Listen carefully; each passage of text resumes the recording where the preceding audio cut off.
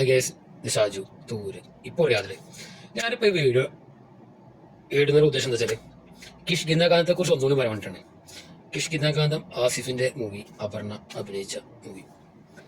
പടത്തിന്റെ പോക്ക് എന്ന് പറഞ്ഞാല് നമ്മള് ഒരു പൂക്കുറ്റി കത്തിച്ച എങ്ങനെ അവസ്ഥ, അങ്ങനെ കത്തും പതുക്കെ ഇങ്ങനെ കത്തുമല്ലോ അല്ലേ, കത്തി കത്തി കത്തി കത്തി പിന്നെ ഒരു പോക്കാണല്ലോ. പക്ഷെ അങ്ങനെ പറയാം, പൂക്കുറ്റിനോട് പറയാൻ പറ്റും നിങ്ങൾക്ക് അറിയില്ല. പക്ഷെ പൂക്കുറ്റിയെ പോലെ മറ്റൊരു സാധനം ഇങ്ങനെ തിരി കത്തി കത്തി കത്തി ആ കാട്ടിലൂടെയുള്ള യാത്ര, ആ യാത്ര കൊടുക്കാത്ത യാത്ര കേട്ടോ. പക്ഷെ ഒരു മിസ്റ്ററി, ആ മിസ്റ്ററിക്ക് എങ്ങനെ ക്ലൈമാക്സ് എത്തും എന്നുള്ളതാണ്. നമ്മളൊക്കെ പിടിച്ചിരുത്തി പോകും കേട്ടോ. പിടിച്ചിരുത്തി പോകുന്ന പറഞ്ഞാല് ഞാനൊന്നും വലിയൊരു താല്പര്യം ഉണ്ടായിട്ട് കണ്ട പടമല്ല അത്, ഉള്ള കാര്യം പറയാലോ.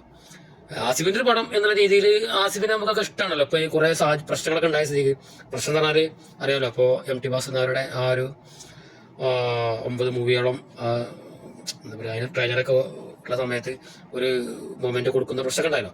ആ നിലയിൽ അന്ന് നമ്മൾ ആസിഫിനെ ഒരുപാട് സപ്പോർട്ട് ചെയ്തുകൊണ്ട് നമ്മളെല്ലാവരും ഉണ്ടായിരുന്നു. അപ്പോൾ ആ നിലക്ക് അല്ലെങ്കിൽ തന്നെ ആസിഫിന്റെ പടം എനിക്ക് ഇഷ്ടക്കേടൊന്നുമില്ല, അത് വേറെ വിഷയം, നല്ല കഴിവുള്ള ആൾ തന്നെയാണ്.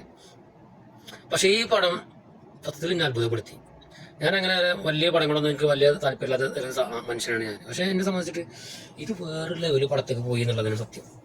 കണ്ട് കണ്ട് കണ്ട് ഇങ്ങനെ പോയി ഇതിന്റെ ഒരു ലാസ്റ്റ് ക്ലൈമാക്സ് ചെയ്തപ്പോൾ സത്യത്തിൽ അത്ഭുതപ്പെട്ടു പോയി എന്നുള്ളതാണ്. ഒരു കുറ്റാന്വേഷണം ആര് നടത്തുന്ന, അപർണ നടന്ന കുറ്റാന്വേഷണം അങ്ങനെ പറയാം. അപ്പൊ ആസിഫ് അപർണ കുറ്റാന്വേഷണം നടത്തുന്ന സമയത്ത് ആസിഫ് ഒരു ക്യാരക്ടറെ നമുക്ക് ഉൾക്കൊള്ളാൻ പറ്റാത്ത അവസ്ഥയിലാണ്. കാരണം അപർണ സപ്പോർട്ട് ചെയ്യുന്നില്ല, അച്ഛനായിട്ടുള്ള നമ്മളെ വിജയരാമനെ സപ്പോർട്ട് ചെയ്യുന്നില്ല. എന്തോ ഒരു പ്രത്യേക രീതിയിലുള്ള ഒരു പോക്ക് ഇങ്ങനെ പോവുകയാണ്.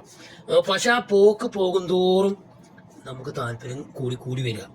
എന്താണ് ടെക്നിക്ക്, പക്ഷെ ഇതെല്ലാ പടത്തിലും സംഭവിക്കാറില്ല. ആളുകളെ പ്രേക്ഷകരെ പിടിച്ചിരുത്തുമ്പോൾ ആ പടം വിജയിക്കുക. ഇപ്പൊ പടത്തിന്റെ കളക്ഷൻ നോക്കിയാൽ മനസ്സിലാവും, ഒരു വ്യത്യസ്ത രീതിയിലുള്ള കളക്ഷൻ പോണ പോക്ക്. It was amazing. അതായത് ആൾക്കാരെ ഇരുത്താൻ വേണ്ടി പ്രേരിപ്പിക്കുന്ന ഒരു ഘടകം ആ സിനിമയിലുണ്ടെന്നുള്ളതാണ്.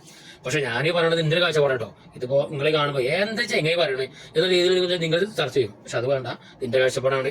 ഇത് തന്നെയാണ് മിക്കവാറും റിവ്യൂ ഒക്കെ കാണുന്നത്. കിഷ്കിന്ദകാന്തത്തിന്റെ റിവ്യൂ ഒരു 95% ഞാൻ ഈ പറഞ്ഞ രീതിയിലൊക്കെ തന്നെയാണ്. കാരണം ആളുകൾക്ക് അത്രത്തോളം ആ പടം ഇഷ്ടപ്പെട്ടു എന്നുള്ളതാണ്. ക്ലൈമാക്സ് വേറെ ലെവല്. പടം എൻഡ് ചെയ്യണത് അതിനുള്ള ക്ലൈമാക്സ് ആണ്. അതിന്റെ അടിയിലുള്ള കുറച്ച് ഭാഗങ്ങളൊക്കെ അമേസിങ്. ഏതായാലും ഞാൻ ഈ പറഞ്ഞത് എൻ്റെ ഒരു അഭിപ്രായമാണ്.